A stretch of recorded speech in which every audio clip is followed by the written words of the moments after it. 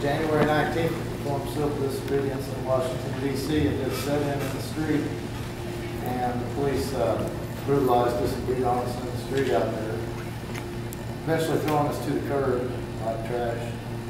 We consoled ourselves knowing that if you want to think quantitatively, there's only so much negative energy in the world, and we were subtracting and detracting from that. Focused on suppressed people elsewhere. All right. Just want to show you.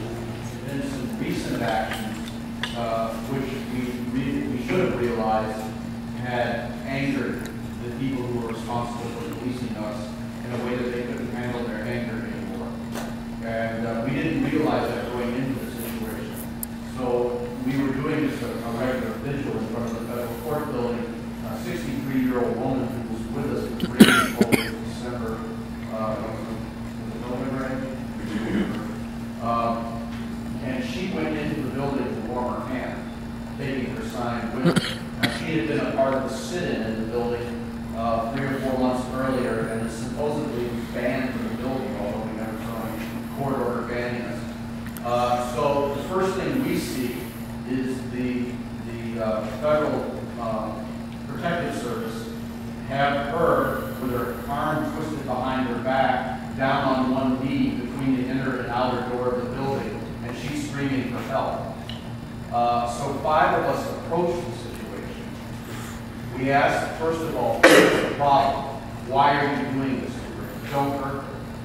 And in a sense, that worked, because they said she's in the building. We said, fine, she's going out of the building now. Please let her go. Don't hurt her. And they let her go. And so that intervention was great. Nancy, you want to tell the rest? They turned around and got a bill. And they ended up going to court. Yeah. And again, there was history between me and these marshals that hadn't been settled. There was some anger in them that they hadn't expressed.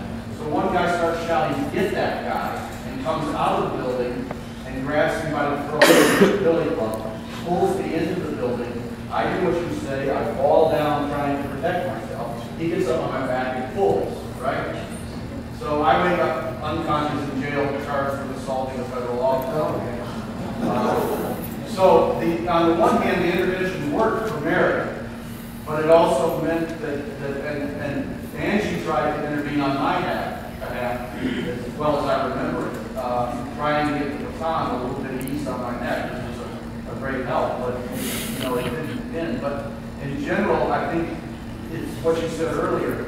You can do your best, and it still may not turn out exactly like you would want it to.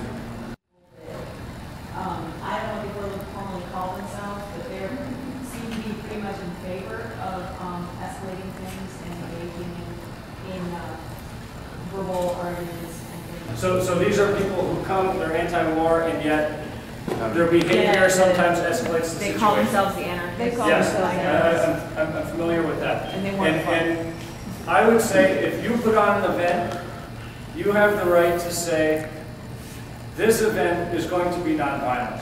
If you can't agree to this, please don't come. They're very angry, and they think that we're too passive. And they have been acting out in ways that don't please us as peacekeepers. But at the very last event, which was Thursday night, they acted out away from our event. They took a part in our event, they took a part in our event the exact the same way everybody else did. They supported our event 100%, and when our event was over, they went a couple of blocks away and did their thing. And that was lovely.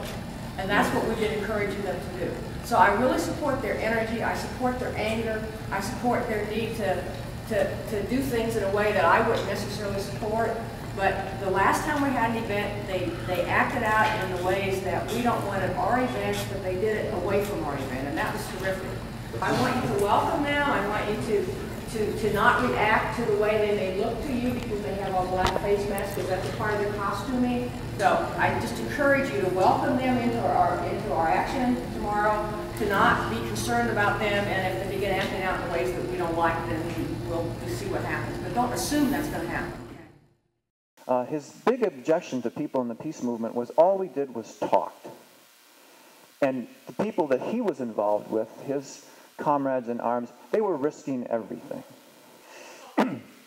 I said, Mike, listen, let me tell you about some of my friends. And so I told him about the original Gulf Peace Team, the people who put themselves on the border between Iraq and Saudi Arabia back in 91. And I told him about our friends from Peaceful Tomorrows who had lost loved ones in the attacks on the Pentagon and the Trade Center, and how they were saying that we don't want anyone else to die in the name of our loved one. And I told him about going to Iraq and going into the homes of families whose children we've killed, and about our friends in the Plowshares movement who were risking years and years in prison by just going into these facilities and taking household hammers and just, symbolically banging on the covers of Minuteman silos. This went on for about an hour. And the way we left it, he says, I really admire the sacrifices that you and your friends are willing to make for peace. If you're going to make an expression at a gate like this, and you only do one thing, the chances of speaking to people, I think, is less, because that thing would have to click with those people. If you do three things, maybe one of them will click with them and make sense to them.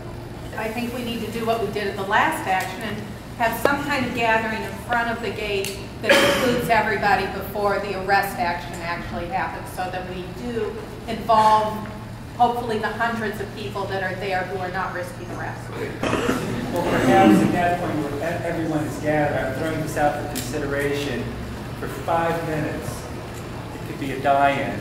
And if we're talking 500 people there, media attention, do that in terms of getting the group all of one, and then moving forward. I'm seeing a lot of nodding heads. So the entire group would do a die-in when we reach the stopping point.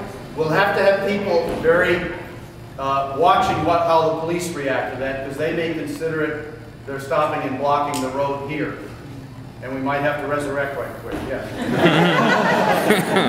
Hallelujah. As a larger peace movement, a great deal was made about inspections, not war, okay? Where the inspection suits come from is really a sort of Canadian proposal, a very serious proposal, that international teams be allowed to inspect U.S. weapon sites for weapons of mass destruction. Just want to let you know that's where they come from. Okay. Once the weapons inspectors are taken out, war starts. And who produces more weapons of mass destruction than the U.S. government? And we can find them, and they write out their whole. I think that singing is, as much as we can, particularly during the arrest procession, that some sort of singing is probably better than chanting. We shall overcome. In terms of getting the best possible response out of the police line. I'm just going to say, simple. All we are saying is give peace a chance is one possibility. Yeah. Second one, let everyone sit there and treat themselves, simple. Because you're going to have maybe 200 plus people that are not here and won't know any song, so you want something that they might know. That's my thing. Have we agreed upon the action as it was spoken here? I think we've had a process here where people feel like they've had input. I shouldn't say that, I've been facilitating. But, and this is big. This is big. This many people. So I think we have to sort of say, this is it for today, But like Mike said this morning, this war is over tomorrow afternoon. It's not going to be the end of this. Because this is just the first step in a very long plan. It's been waiting in the wings for a very long time. So there's going to be lots of opportunities for people to move forward.